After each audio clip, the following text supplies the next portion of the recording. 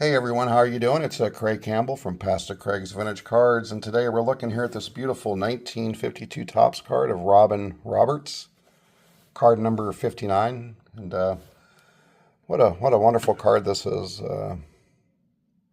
Just sharp all the way around. So happy to have this card in my collection.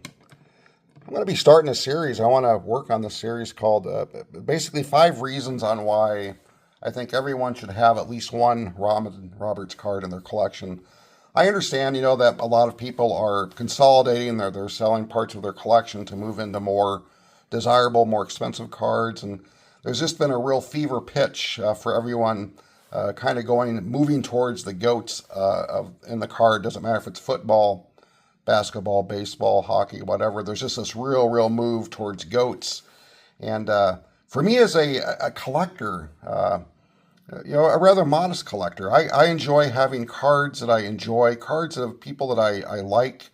And I really think that Robin Roberts is one of those guys that I think every collector should have at least one card in their collection. And, he's a great player. He was probably a mid-level to a low-level tier a Hall of Famer for a lot of people. I think he's a very solid mid-level Hall of Fame pitcher, and he really holds kind of a special place in baseball history as far as I'm concerned. And I'm just going to tell a little story. It really centers around this 1952 season as well. Robin's best year was this 1952, and he had a record of 28 wins and 7 losses. He won 20 of his last 22 starts and 17 of his last 18 games, and he was also credited with 2 saves during the season. He was certainly an Ironman. We often lament these days about pitchers that can only go 4, 5, 6 innings, and if a guy pitches a complete game, I mean, it's going to be headline-breaking first-story news on ESPN that somebody actually had a complete game in this day and age. But Robin Roberts, in 1952, he had 330 innings that he pitched. 330 innings. It was the most innings of any National League pitcher in 25 years. So you got to go all the way back to 1927 to find a pitcher in the National League that threw more innings than Robin Roberts did that year in 1952. He only allowed 45 walks and struck out 148 to go with a 2.59 ERA. In a very memorable game in September against the Boston Braves, Robin pitched all 17 innings in a 7-6 win, shutting the Braves out for the last 9 innings. His 28 wins that year in 1952 were 10 more than Sal Maglie, who ended up winning 18 games that year. So he had 28 wins compared to Sal Maglie, who had 18, which was second place in the National League.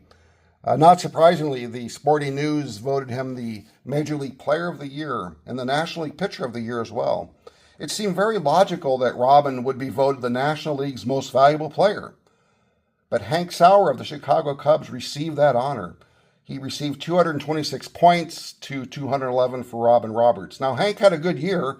He had 37 home runs and 121 RBI, but he only had a 270 average.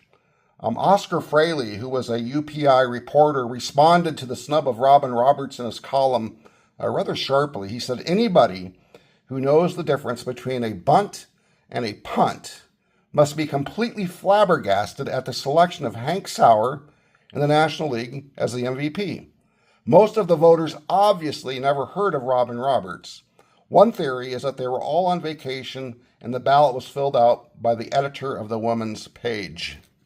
Quite a sharp rebuttal to Robin Roberts' snub as MVP.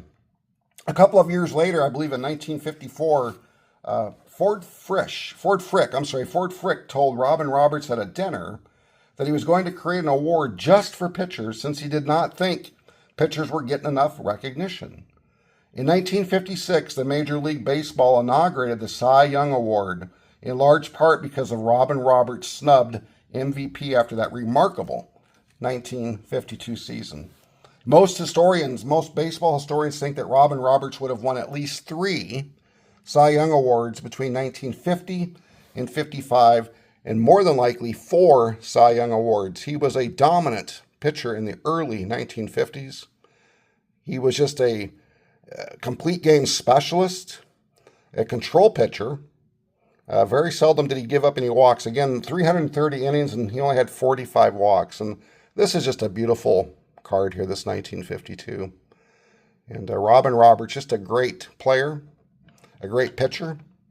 And really, I think you could say he was probably one of the catalysts for the Cy Young Award being created because of that snub in 1952. Now, I'm looking forward to getting this series complete here, maybe the next 7 to 10 days, on why I think every collector should have at least one Robin Roberts card in their collection.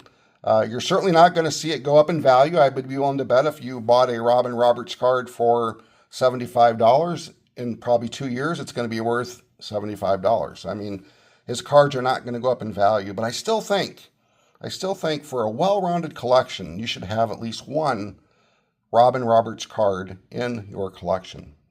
And again, a lot of his cards are very inexpensive. There's a lot of nice-looking cards, too, and we're going to look at some of those as I get this series unrolled. But there's going to be more players that I want to take a look at. Guys like, Richie Ashburn, Billy Williams. There's just a lot of really, really good players that just, don't get recognition anymore. And as the focus on the hobby has gone towards the GOATs and towards consolidation and moving into some very rare, extremely low pop cards, I understand that, but this is what I love. That my heart is in the hobby and collecting players that I really like, cards that look nice to me. And I'm so happy to have a few Robin Roberts cards in my collection. But I wanted to share you the story of this 1952 season. And I hope that you like this. If you do, leave me a comment. Let me know if you do have any Robin Roberts cards in your collection. And take care. Enjoy the video. And keep on collecting, everyone.